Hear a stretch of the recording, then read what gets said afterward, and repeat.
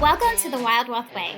This podcast is powered by the team at Wilde Wealth Management Group, an award-winning financial services firm that provides comprehensive retirement, investment, real estate, insurance, legal, and tax planning services all under one roof. In each episode, professionals from the firm and our trusted partners will delve into topics ranging from retirement and the stock market to tax planning and insurance. We will even assist getting your kids into college and help get it funded. Hi, welcome to the Wilde Wealth Way. I'm Jackie Yoder, the Chief Operating Officer of Wilde Wealth Management Group. I am joined today with Alison Biggs. She is one of our customer service representatives here. She works primarily out of our Glendale office and keeps all of the advisors in check there, I guess you would say. But when Alison joined us back in January of 2020, something we really loved about Alison is the fact that she has her own nonprofit called the Combat Dolls.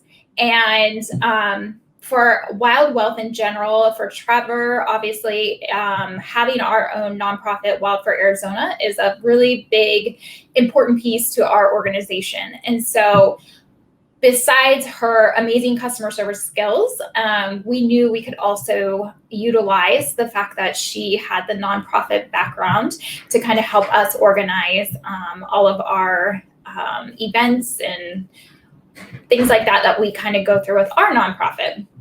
And so we're extremely happy to have her here with us today, and extremely honored to have her here. She came to the Scottsdale office to be with us, and so welcome to the Wilde Wealth Way. Thank you.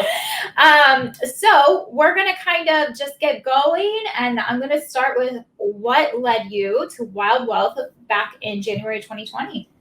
Well, there was several things. One, I was looking to get into something a little bit different. I've got some real estate in my background, also worked with some alternative investments, but I really wanted to learn more about the traditional investment side and kind of expand my knowledge there. And then also seeing that Wild for Arizona and what everything that you guys do with that showed me that it was something that was important to you, and that's important to me, is giving back in to the community. And so that was something that really piqued my interest even more on top of what you do as a company. Good. Well, can you kind of walk me through even a little bit? You started in January of last year, correct. So 2 months before the COVID hit. How has your first year with Wilde Wealth been in navigating all of that crazy? It's been awesome. The way you guys handled everything with allowing people to work from home if they needed to for, health reasons or family situations, and switching to Zoom for everything. Yep. That's our new friend. Yeah, Zoom. Exactly. Yeah. That's been really, I think, a key thing, not only within the team, but for clients. And just really, everyone's been extremely helpful. And even though I've been here a year, I still feel like there's so much more for me to learn. And I can pick up the phone or jump into Teams or schedule a Zoom call with anybody to get those questions answered. Yeah. And I feel like, especially through everything we've gone through with COVID in the last year, that's been pivotal, because you don't necessarily have someone in the next cube or, the next office that you can just go walk over to ask the questions. So keeping that communication open, I think, has been huge. Yeah. Well, I mean, we're essentially a family-owned business, right? And as we grow, I think that it's so imperative that we kind of keep that family feel. And so it's good to hear that. I feel like we're hopefully keeping that feel of you can go to anyone, and we have that environment here. So that's I definitely feel that way, and have seen that it's not just something that is talked about, but the actions back it up. Yeah. And just to share, if you're okay, Alison is one of the moms at Wilde Wealth that has had to navigate COVID, the kid at home, the kids back and forth, all that fun stuff. So she is one of the moms that has had to navigate the fun. So how has that part been? It's been challenging for those. Thankfully, I got very lucky, and I only had about 6 weeks this year that he was working from home, learning from home. Yeah. Which I was able to transition and work from home at that same time for that short period of time, which was a bit of a challenge. The end of last year, my husband was able to stay home with him. So while I was still brand new with the company, where I wasn't feeling comfortable yet, working from home, but it was a bit of a challenge, being mom and teacher and still, focusing on what I was doing with work was a bit of a challenge, but, you guys made the transition seamless. Took my phone home, took my computer home, unless it was the dogs barking in the background while I was on the phone with a client, I don't know whether they realized I was working from home or not. So that I think was, you guys had everything in place to make that nice and easy. And then come back to Glendale was very nice and been able to stay there, thankfully. As far as him not having to go back to virtual learning, it's been a blessing.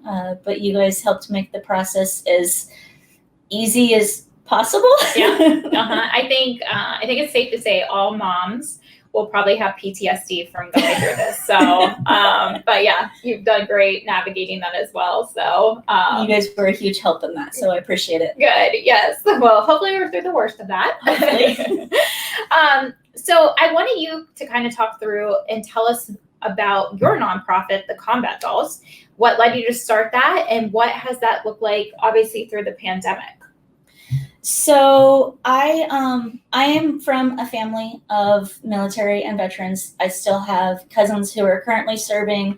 Both my grandpas served. My husband's a veteran, and so that's something that's really near and dear to my heart. And they don't get quite the recognition or services that they should for what they've done for our country. And I belong to a bit of a social group that was more on the social side. And I could see where what we were doing with that could really be expanded upon to where we could give back and not just be out there a pretty face at events and talking to people. And so I decided, along with several of the members that were in that group with me, to lead the social group and create our own. And so in January of 2016, I made that jump and I founded the Combat Dolls, and just kind of have been learning through the process on my own. I had some guidance from a few of the nonprofits that I had met along the way on how to get things started, but it's been very much a learning experience as I've been navigating it. From getting the 501 to how to build the board to how to create the bylaws, all of that has been, learning in process as I'm doing it. But it's been great, and I love being able to give back to our veterans. And while I'm doing it, I get to dress up. Okay. We dress like the ladies from the pinups from the 40s and 50s. Oh, yes. So the swing dresses and wiggle dresses and victory rolls and red lips and all of that fun stuff. And then meeting the veterans and getting to talk to them and hearing their stories when we're out at events. That's my favorite part of it, honestly. I mean, I like being able to help people as far as the fundraising and gathering the donations, but getting to talk to them and hear their stories, especially the World War II and Vietnam era veterans, the stories they have are unbelievable. Yeah. What are some of the events that you would do? So 4 times a year we did car shows. Okay. Those were our big quarterly events, and those were our biggest fundraisers. Okay. But we also did skate night with like the Great Skates. We did some come play with the dolls at Dave & Buster's. Ice cream social. That was a lot of fun. We've paired up with a couple different ice cream shops, and July, usually when COVID allows us, is when we do our ice cream social, because National Ice Cream Day falls in July. Oh, nice. So we do it on National Ice Cream Day. Yeah. And kind of try and draw in more people that way. Oh, I love that. So, yeah, it's a lot of fun. Okay, I want to go to that one. Just so you know. Okay, so what are some of the events that you're hoping to have and work on once that you are able to have them again? going forward? Well, I definitely am missing my car shows. Yeah. So I can't wait till we can do that again, although it looks like things are going to open up just in time for summer. Of course, perfect time. Yeah, and usually we don't do them during the summer because it's just too hot. Not only for, all the spectators out there and for the girls out there all dolled up, but a lot of our cars that come out are the vintage cars. They don't have AC. Right. They don't want to be coming out in the middle of summer. Yeah. But I really would like to do more where we, not just the fundraisers, but like say maybe a game night at either a transitional housing facility for veterans or even at the VA hospital or the VA nursing home, to where we can go in and just interact with the veterans and show them our appreciation.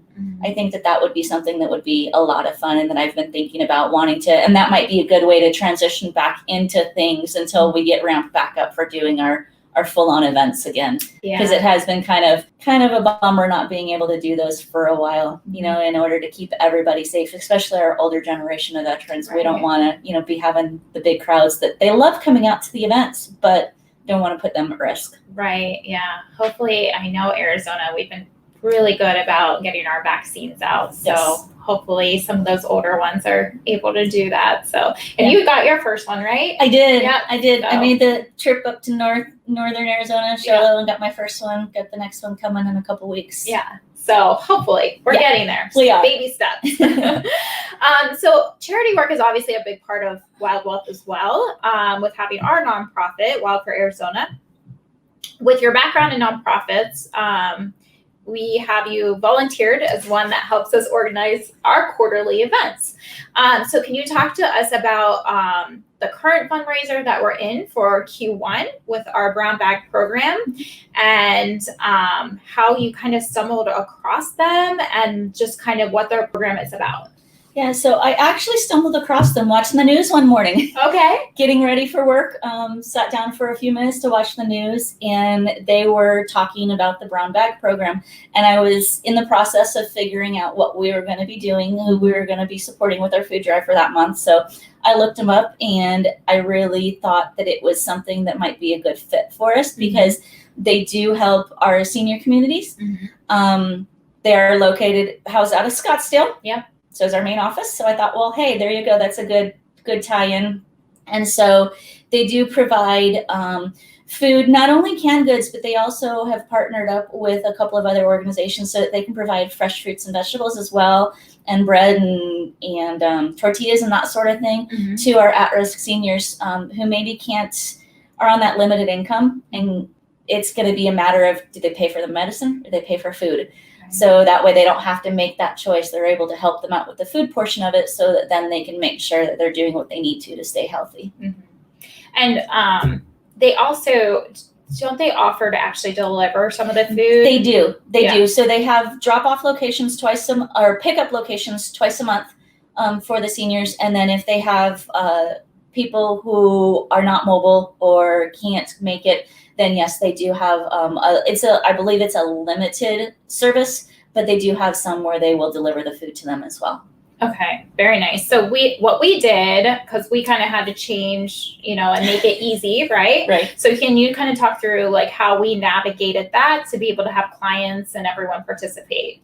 Yeah, so we got together with the organizers of Brown Bag and found out the list of the needs that they have, the types of foods that they normally have, what they need the most.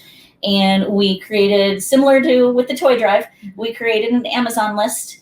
And that way our clients could just go on, they could make the purchases that they wanted to support that.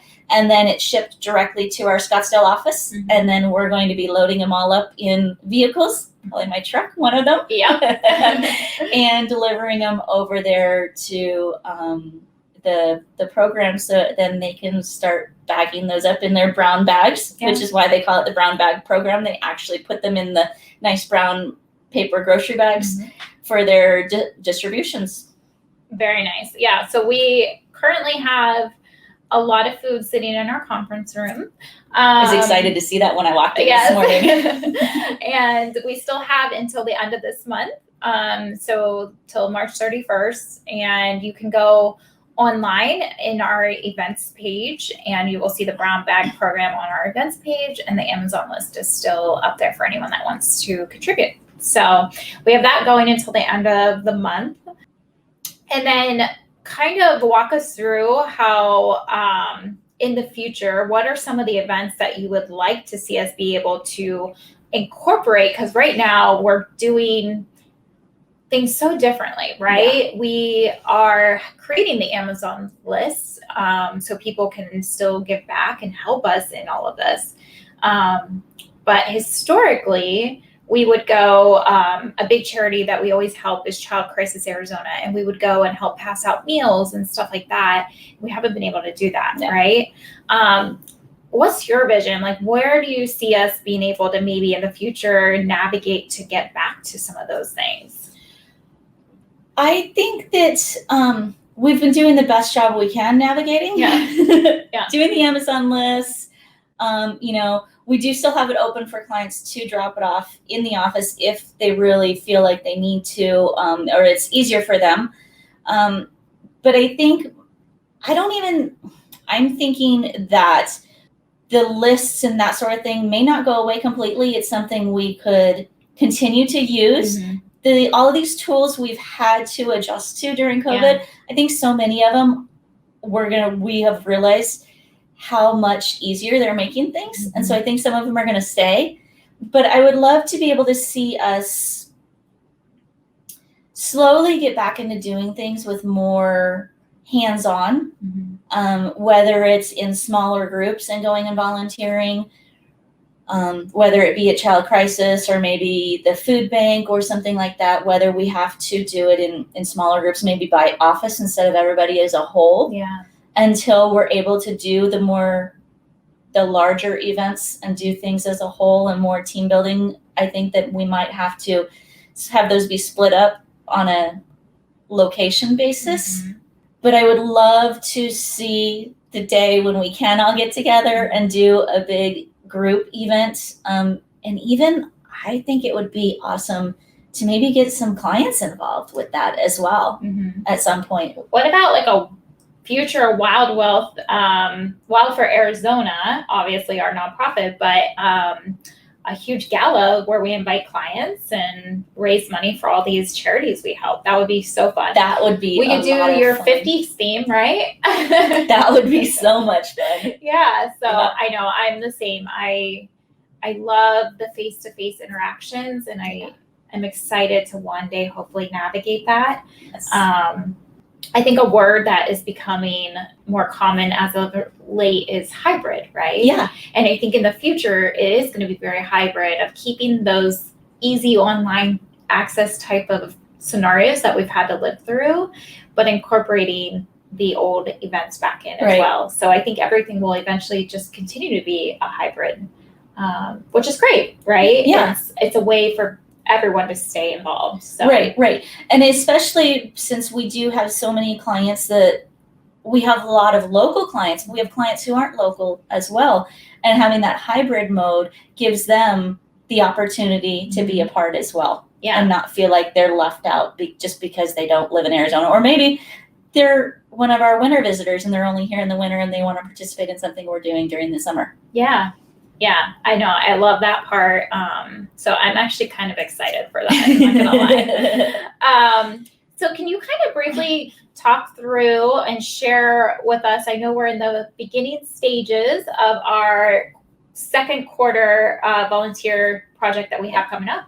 Yeah, excited. I was out there searching to try and find what we could do in this still challenging time where we could do something as a group and maybe do a combination of some sort of a volunteer opportunity as well as doing a drive. And the one of the ones that I came across that really resonated with both Jackie and I, it helps kids in their early childhood development. So it really focuses on the importance of reading, especially in their first 5 years, And so I think we're going to be putting together a couple of things. We're going to be doing a drive for some books and some hygiene needs, as well as we are going to, on an office by office location, get together via Zoom and kind of do a Build-A-Bear where we're going to get to put together some stuffed animals that will then become reading buddies for these kids so that they have somebody to read with, even if they don't have someone. And that's something that really encourages them. I've seen it done with live animals, encourages them to read, even if they're new and struggling and maybe not comfortable reading out loud, they can read to their new stuffed buddy. And that really helps encourage that growth and that love for books, which is so important, to their growth overall. I know. I'm excited. You called the unicorn, right? I call the unicorn. I'm getting the unicorn. But I love this one because, one, I love just building the stuffed animals and the birth certificates. Like, it's going to be the cutest thing. But it's such a great way for us to be able to do our employee events as well, because we've obviously, through all of this, we haven't been able to do those as much either. But being able to have everyone at each office on Zoom, it brings us all together, build the stuffed animals, and it's going to be fun. Like, I'm excited that we were able to do that. And I can't remember, are we writing letters too? Is there a letter writing? I know we talked, that is one of the other things that they have. I don't remember if that's something we had talked about doing as a group or not, but I know that that's an option as well. That's one of the other programs that they have that's pretty awesome. So I'm excited. Once we get all the details of that worked out, you will be able to find that on our events page as well for you to be able to go on. They're going to have a link where you can order books or the hygiene products or diapers. And this time they won't be shipped to our Scottsdale office. They will go straight to Southwest Human Development, which will be nice that it's not going to clog everything up. But but we will be sending it out to all of our clients. It's going to be on our events page. You can go on, pick your books that you want to obviously contribute to, and have it shipped right to them. So we are excited about that. Definitely. This is going to be a good one. And then, I don't know, we're going to just hope that in third quarter, maybe possibly we can do a small group one. I'm not sure what that's going to look like, but only time will tell. Only time. You know what? We're going to take it a week at a time right now. So that's what we're doing. But I wanted to just say thank you so much for coming today and talking through all of this with us. Like I said, the nonprofit part is such a huge piece to this organization. I know it's important for you. And Trevor is a huge, huge contributor to Child Crisis Arizona. He's actually on the board. He's on the Junior Achievement Board because he has nothing else to do. But these are extremely important things to him. And he really tries to make that bleed into us as well. So we're very thankful for that. But thank you again for joining us. Thank you for having me on the Wilde Wealth Way podcast. And we look forward to finishing up our first quarter volunteer and heading into our second quarter and what that's going to look like. So thank you. Thank you. Thank you for joining the Wilde Wealth Way. If you would like to meet with one of our trusted advisors, please go to www.wildewealth.com or call our office at 480-361-6203. You can find our show notes from today's show at www.wildewealth.com/podcast.